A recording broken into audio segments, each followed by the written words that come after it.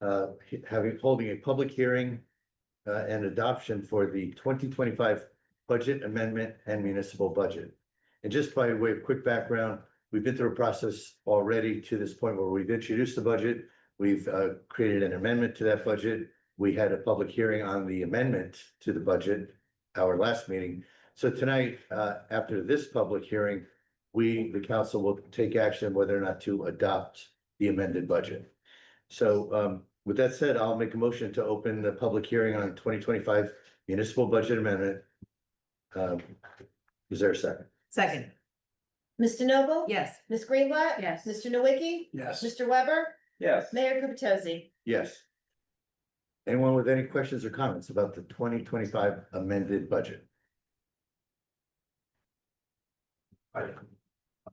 Mayor Fox. To make him some comments. That's right.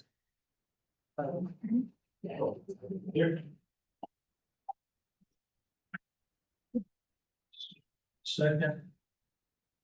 Sorry about 601 Monmouth Avenue. Good evening. I just had a couple of questions. Number one, has the fund balance analysis been completed? For For the replenishment, 25 budget, yes. we have not completed a replenishment analysis at this point. Okay. Well, we introduced the budget, or you introduced the budget 2 months ago. I guess it's always been a practice or requirement to do that. Why isn't it done? I guess is my question. Part of the challenge has been the lack of data integrity that, that we started the process with. I actually responded to this question in a private email to Mr. Fehrenbach, where, to the best of our knowledge, from what data we can observe, we believe we have the ability to refresh. That said, prior 3 years, under your administration, for example, replenishment analysis was nowhere close to what the actual results turned out to be. So we've got some faulty historical data. I'm not suggesting it's your fault, Mr. Mayor, but rather it was very difficult to rely upon the data. Now, what I can tell you and the public is for the past 7 years, we've had roughly $1 million of anticipated surplus, 887 or 977, orders of magnitude 1.1 million for 3 years in a row. But if you go back 7 years, we've always had roughly $1 million of anticipated surplus. Over the past 3 years, we drained surplus $1 million, despite the fact that the replenishment analysis said we could replenish. The following year, that was 22, and 23, we drained surplus 600,000, even though the replenishment analysis said we could replenish. And then last year, per the AFS, at least, we don't have audited statements, but the 2024 budget, the replenishment of the budget has indicated that we not only replenished 700,000, we added to surplus 1 million. So we've had fluctuations of over $1 million 2 out of the last 3 years, rendering some of these prior analyses totally irrelevant. Right, well, I would talk to the 24, Mr. Gartz did a pretty thorough analysis. And I'll actually provide this to you because this question's been coming up in this forum, and in fact, he had stated right up front when he did the analysis on April 10th of last year that it was a conservative analysis.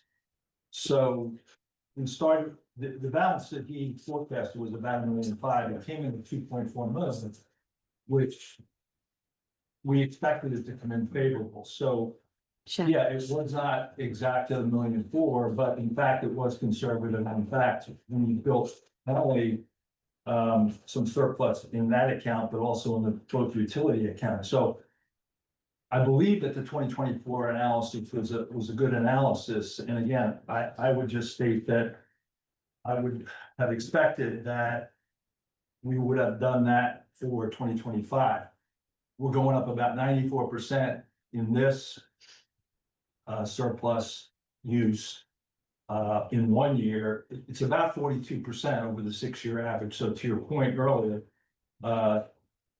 I looked at the 6-year average, it's about 42% more, this 1,405,000. And I realize that the rationale is speculative on the sale and proceeds of 319. But to me, it really doesn't dismiss the analysis as appropriate and fiscally responsible. So I just want to make that comment. The other comment, the question I have is that, and this is more directed to the mayor. In the past, you and another resident have pretty much railed on what you call the surplus adjusted tax rate. I would even not suggest, but state that you campaigned on that last year. I thought I had the document, but I don't, a graphic, yeah, a graphic showing what you called a surplus adjusted budget. I don't particularly agree with that, and that approach for a lot of reasons. But my question is, it seems as though that was something that was looked at and brought up numerous times. Do you have a handle on what the surplus adjusted budget increase is? Well, we expect it to be neutral. We expect to be able to replenish the surplus. If we do that, the increase would be the 2.7% budgeted tax rate. Maybe I didn't state my question. When you remove the surplus, my calculations are that the spending levels at the least are 6% up. If you did add in the Lorraine Avenue, it would be up 9%.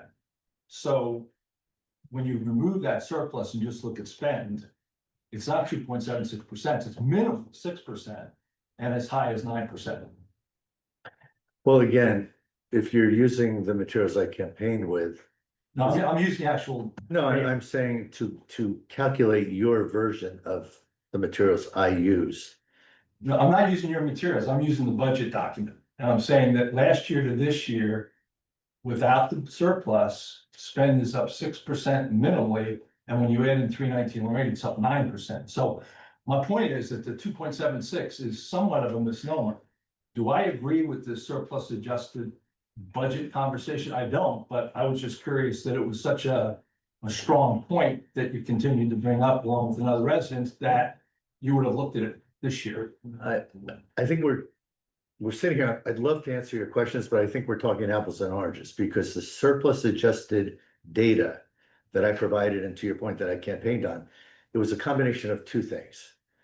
What was the tax increase, 2, 3, 5%, whatever, and what was the impact on surplus in that same year? So in a year where you had a tax increase of 1.7 or 9%, and then you drained surplus of 20% of taxes, I added those two numbers together. I don't have a drained surplus. I don't have an added to surplus number yet for 2025. I expect it to be neutral. If it is neutral, our surplus adjusted number for this budget would be 2.76%. So you're calculating, you're adding in your own spend for this year. It's not a spend number. It is a surplus adjusted number as you described it. Right, but you would agree that if you took the surplus out, it's a minimal 6% and as high as 9%, just on the spend. So I don't know. You've got numbers you've calculated. When you say 6%. Yeah, I provided it too. Regardless, are you, for example, including dollars budgeted to pay an employee over $100,000 over a couple of years that your administration was supposed to pay and didn't? Are you including that in your calculation? So I'm just including, if that's in the budget. It's in our budget. Yes. Then it's, You can't be including it because you wouldn't have known about it. well, no, I'm just taking the document that was provided to the public. That's what I'm taking. I'm looking Yeah, at the but spend on salary- salary and wages and other expenditures. And it's up 6% without 319 Lorraine, it's up 9% with 319. Obviously, we throw out 319 Lorraine because that is a one-time expenditure, correct? No reason to keep referencing 9% unless you want to count $4 million of revenue coming in, give or take. Well, it's not gonna be $4 million of revenue when you net it down. Not when you net it down, but revenue coming in will be $4 million Right. before we net it down. You don't want to count that, I presume. No, I'm really looking at 2025. I'm talking about spend, but if you're going to count a demolition charge expense appropriation of 380,000. That's deceptive to the public. And as I said, my point on that is that it is speculative. Do we expect to get that revenue? I would assume we would, but it is speculative, and the numbers are the numbers. It is 9% when you look at the numerator and denominator. I'm not arguing that. I'm saying, do you understand the number of one-time expenditures appropriations are in that number? You're- I Numerous one-time expenditures that we do expect to be able to recover. We do hope to and expect to retain most, if not all, of the net revenue that we gain from the church. We believe that we have sufficient buffer in our appropriations, and we have unanticipated revenue that we should have increased about $300,000 this year. Because, for example, we've raised fees on, well, we will be raising them on zoning and construction. We already have those ordinance amendments drafted, and we've already raised them for court fees. We expect the total unanticipated revenue to increase 300,000 this year.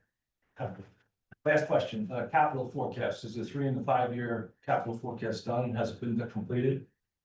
We have it is not included in this budget yet. It is, I've talked to Mr. Fehrenbach. Mr. Fehrenbach has agreed to share with us information that your administration pulled together, did not share with us. But he said there was a 6-year forecast Well, it's in prepared. the budget documents for 23 and 24. Well, we had it, It's in the documents, I'm sorry. in a detailed level. Yeah, for other people. We have not adjusted it since last year, but Mr. Fehrenbach indicated to me that he had updated data, which we will include subsequently. So we don't have a capital forecast right now for 25. We have what was rolled over from last year. But we haven't submitted anything into the state as in the budget document, the 25 to 50 page budget document. Before I answer, I want to say yes, you're right, but before I do, let me turn and ask to see about, did we update It it? was not included. It will be amended. Okay. And I don't think that's The required. state I accepted. don't think it's a requirement that you have to amend, yeah. It's not. So we'll amend it to, because there are some projects that are becoming down, so it has to be amended. Yeah, okay, all right, thank you.